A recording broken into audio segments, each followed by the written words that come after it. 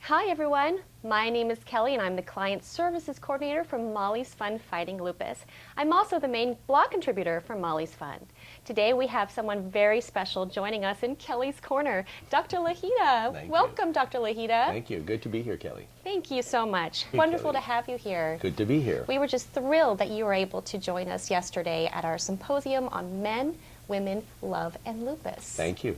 That brings me to my next point about men and lupus. Yes. I had some questions regarding men and lupus that I wanted to ask you if you don't mind. I don't mind at all. Wonderful, thank you. So 1.5 million Americans have lupus, Yes. which means that approximately 150,000 men have lupus. Yes. Do you find that even though statistically the number is higher than other diseases, men still feel like outcasts because lupus has a societal label of being a woman's disease? That's very, very true. Men get the raw end of the stick with regard to the diagnosis of lupus. Most men that have lupus have feelings that I have a woman's disease. Does that make me any different?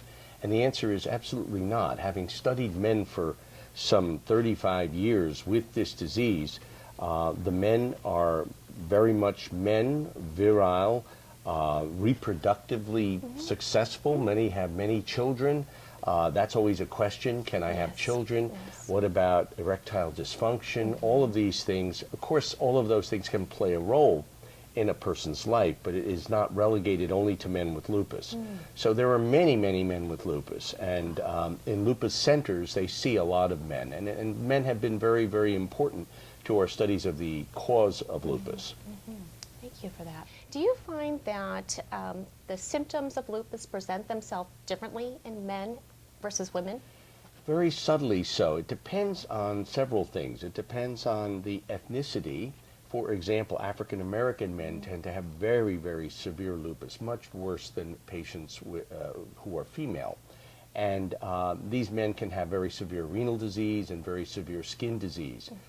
On the whole, as a group, that men have about equally the clinical manifestations that a woman would have. For example, men get glomerulonephritis, which is kidney disease, on an equal footing. I think the studies that we have reviewed over the past 25 years would indicate that men tend to have more cardiopulmonary manifestations. So heart and lung tend to be more common in men. Certainly in men that have a syndrome called Klinefelter syndrome, which is XXY, the extra X chromosome, which by the way is rather unusual and not very common. So most men don't have to worry about that. Their doctors will have already picked that up when they were teenagers. But those men tend to have only or mostly lung and heart. I have never, to my knowledge, ever seen somebody with kidney disease that has that condition. When we have men with lupus, we have a lot of kidney disease that can be quite severe. It kind of mirrors what a woman would develop as well. So I don't see the substantial differences in clinical presentation, except in, say, the African American male, the Chinese male, the Asian male as a rule. I mean, the Japanese, Chinese, Thai, Laotian, they tend to have far more clinical manifestations than, say, a Caucasian male would. When someone is diagnosed with lupus, a change of job or hours or position is inevitable. How does that affect men differently than women? Well, that's an interesting sociologic question because men are technically the breadwinners in the family. So that's changing, as we all know. I know many men who are stay-at-home dads, and the wife is really the hunter-gatherer. Is that what we're going to say? The hunter-gatherer is the wife. So that's social, and it is changing in our society. But by and large, men have an obligation, or they feel they have an obligation to support their families. This is an unbelievable burden for a male who is ill, especially with a disease like lupus. And I'm sure these guys, and I see them every day, they feel terrible that, you know, they can't, they lose their job because they can't lift boxes, or they can't operate the forklift, or they have a problem with sitting at a desk at a computer for more than 3 or 4 hours. And they can't hold a job. It's very difficult. And as you and I know, the fatigue factor, the malaise factor, the inability to function with high energy, especially at a young age, is really devastating. So you have a man who is trying to live a normal life, trying to raise children with his wife, and is really not very successful because of his illness as a breadwinner. And that's a problem. It is a problem. In the symposium, you spoke about hormones. Yes. One of the main treatments for lupus is prednisone or some sort of other form of Yes. steroid. How does that affect men differently if that is a treatment option? Well, the corticosteroids don't affect men differently. They have the same effect in men as they have in women. What has been tried over the years is another form of hormone, which is the sex steroids, like androgens, which are male hormones, testosterone and other male hormones. Androgens and estrogens are present in both men and women.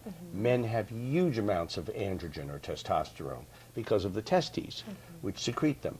Women mostly have androgens from their adrenal glands and their ovaries. So there's much less.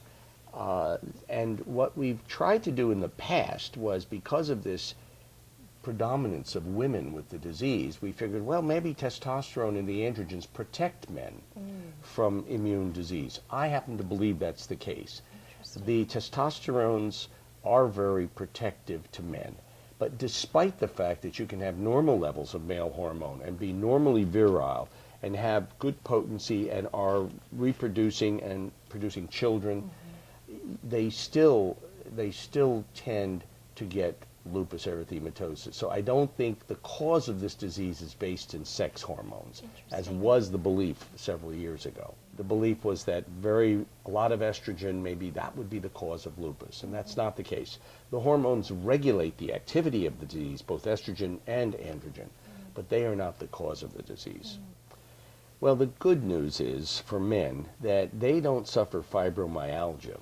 Interesting. And the chronic fatigue syndrome that we see in women. There are a few men, and I mean there are a few, I can count them on one hand over many, many years, who have had profound fibromyalgia. But that is largely seen in the female population. Interesting. So the good news is that that pain syndrome doesn't intervene, but the arthralgia, the pain in the joints, the pain in the muscles, that can be seen with some severity in men, and that is incapacitating. One common thing that's present in all lupus patients, both men and women, is fatigue. Yes. So fatigue is a big issue, and that's really where people fall down that have this disease. The need to sleep, the need to rest. And with a guy who's trying to work an 8-hour shift, that's very difficult.